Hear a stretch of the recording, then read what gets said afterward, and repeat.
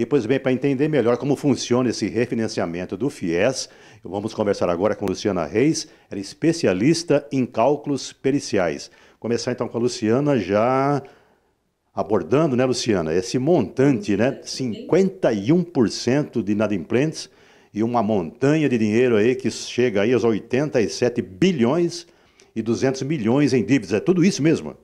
É tudo isso mesmo, infelizmente ou felizmente, porque a gente tem que pensar que foi um grupo grande aí de estudantes que conseguiram ter acesso à universidade e que provavelmente não teriam esse acesso se não fosse por meio do crédito, né? E agora chegou a hora de pagar a conta e essa conta ela tá bem alta, E não sendo mas paga. E não sendo então assim, paga.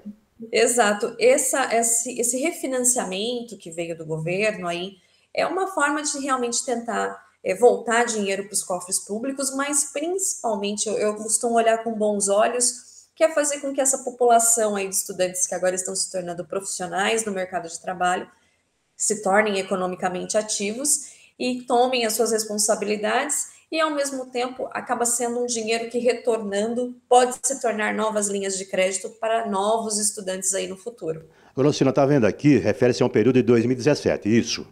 Aí depois Exato, é logo, somente para aí, quem... Pode continuar. não, aí eu ia concluir que depois veio a pandemia tem a ver com essa inadimplência ou é uma desculpa? Ou está Em diretamente torno. relacionado? A gente tem que pensar assim: quem que vai poder fazer adesão ao refinanciamento do FIES? É todo mundo? Não. Somente os estudantes que fizeram contratos até 31 de dezembro de Até 2017. lá só. Até lá, somente quem fez contrato pós não entra nessa renegociação. Além disso, o estudante precisa estar devedor de 90 a 360 dias, ou seja, de 3 meses a um ano, com parcelas inadimplentes do financiamento, né? Então já entra aí. Além disso, essas modalidades de desconto, a gente precisa pensar o quê? De 12 a 92%. A gente olha e fala, nossa, mas vai descontar inclusive do valor principal. Mas aí que entra a questão de olhar-se com cuidado esses contratos.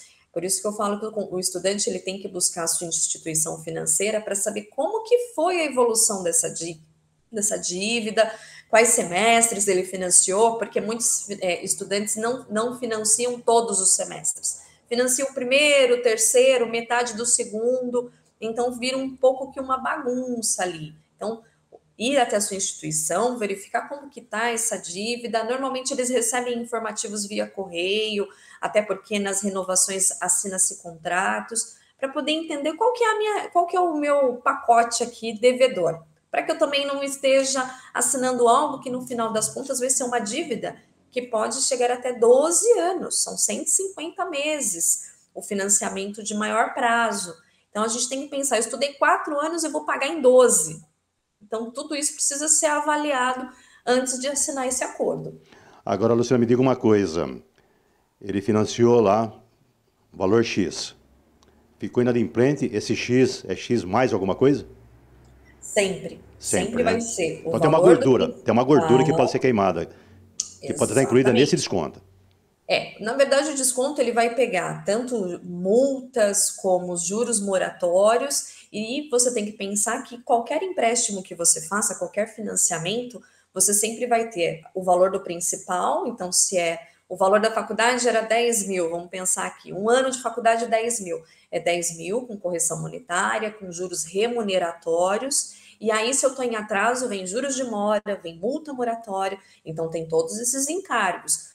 Por isso que é importante saber como que tá essa pizza, né? Fatiada. O que que é de cada um, aonde que eu vou conseguir desconto, né? Para daí eu falar, vale a pena ou não. Óbvio que nesse momento, se a gente for pensar, o não todos temos. Então, se eu tenho uma dívida lá de 50 mil e eu não tenho nenhuma opção, se eu não fizer nenhum acordo, eu vou ficar com aqueles 50 mil assumido. Então, olhar com bons olhos existem aí opções de parcelamento que já no primeiro pagamento da parcela vai limpar o nome do estudante e do seu avalista, porque todos esses contratos têm avalistas. Então, você pensar que você vai estar devolvendo para a sociedade pessoas com nome limpo, com capacidade de trabalho, com capacidade inclusive de pegar novos empréstimos, não é ruim. Agora, Luciana, me diga uma coisa, 51%, então é metade dos estudantes que contraíram essas dívidas, né? É um universo Não do muito grande, global, né? né? A gente tem que pensar que não é do global, porque a gente está falando de pessoas que assumiram contratos até 2017. Então, o global é um pouco maior Maior ainda, do né? que isso, né? Então, Mas a gente tem que pensar que são números bem pesados, quer dizer, é são um contingente muito expressivo, não é? exatamente. Agora, foi feita alguma análise, por exemplo, na capacidade que todas as pessoas, ou uma parte delas, têm de arcar com esse compromisso? Existe No um. momento que é feito o Foi traçado esse crédito, perfil? sim, no momento que é feito esse crédito, avalia-se o avalista, porque o estudante, ele é estudante, ele não está trabalhando, ele está iniciando ali, né, o mundo corporativo, então, na verdade, o avalista é feito essa capacidade financeira, até mesmo porque se o estudante não paga, quem vai pagar é o avalista. Então, como toda linha de crédito precisa ter nome limpo, precisa comprovar renda, precisa ter residência fixa e tudo mais, como qualquer outro financiamento, seja ele de casa, de carro, a gente tem alguns critérios para aprovação. Então, esses critérios foram sim relacionados. Nós, no entanto, nós temos uma grande demanda de estudantes que fazem parte do cadastramento único, então eles estão dentro de planos governamentais, né? Inclusive estudantes que receberam auxílio emergencial também fazem parte. E esse grupo de estudantes com uma renda mais baixa, eles serão os mais beneficiados porque é onde estão os maiores descontos. Lembrando que o desconto é bom, mas é para pagamento à vista ou em 10 vezes. E aí o desconto vai diminuindo se eu for parcelar em mais vezes. Então, aí que entram os critérios para serem analisados de uma forma criteriosa e com a perícia, Sim, né? Quer dizer, o exato. estudante E vai as até a opções, instituição. exato. A gente tem a perícia para poder saber se aquela oferta é boa ou não, mas principalmente para saber qual é a capacidade financeira do estudante de assumir aquela parcela ou não, porque ele vai assumir um acordo. E se ele não honrar com esse acordo, ele volta às condições iniciais. Então não adianta eu simplesmente fazer um acordo, pagar a primeira parcela e depois não prosseguir com aquele acordo, né? Eu perco todos os benefícios que eu adquiri. Luciana, você me fez lembrar do meu tempo da universidade, né? Eu não aderi ao FIES, né? Mas havia esse processo lá na faculdade onde eu estudei. E me parecia uma coisa assim meio banal, a pessoa, vou procurar um avalista tal, e parecia que a conta não viria nunca, né? Não sei se era uma impressão que era uma coisa simples e que não teria consequências lá na frente caso eu não pagasse. Sim, é. Eu falo que assim, é o viver o sonho. Eu quero fazer a universidade, eu não tenho dinheiro, eu vou viver o sonho. Tem a linha de crédito, o pai abraça a ideia porque quer aquilo para o filho ou algum parente, enfim, o avalista que entra junto. E a gente sempre tem aquela esperança. Eu vou entrar na faculdade, no primeiro, no segundo ano eu já estarei trabalhando, já vou poder começar a pagar as parcelas. Então a gente tem que pensar que muitos desses estudantes inadimplentes não são estudantes que estão com o curso inteiro em débito. É como eu falei, às vezes é o primeiro, segundo semestre, uma parte de outro semestre. É difícil ser todos os semestres. Claro que tem sim as exceções de serem vários, mas a gente sempre acorda com aquela ideia de que eu vou fazer isso e eu vou ter capacidade financeira para pagar. É óbvio que as pessoas vão entrar nisso exatamente com esse sentimento. Só que aí a gente veio de uma economia que a gente agora está voltando. A gente sempre teve inflação alta, mas agora a gente está se deparando com aquele cenário de antigamente, que a gente já passou aí em Dois outros dígitos, planos né? Chegando aos dois dígitos, econômicos, né? né? E juntou pandemia, que fez também tudo parar, né? Então, a gente está, na verdade, nesse momento, tentando retomar a economia. E uma dessas opções é essa opção de renegociação, exatamente para fazer as pessoas limparem o nome e tentar colocar um pouco de volta o dinheiro que saiu para esses financiamentos. Agora, então, fazer o passo a passo aí de quem está nessa situação e quer regularizar, né? Como ele deve fazer, os critérios, né? O que você indica, e aqui Matão provavelmente tem muitas pessoas que estão incluídas nesse rol de Sim, devedores, né? O que eles devem fazer para poder fazer o refinanciamento? Que na verdade é bom, fazer um novo empréstimo, né?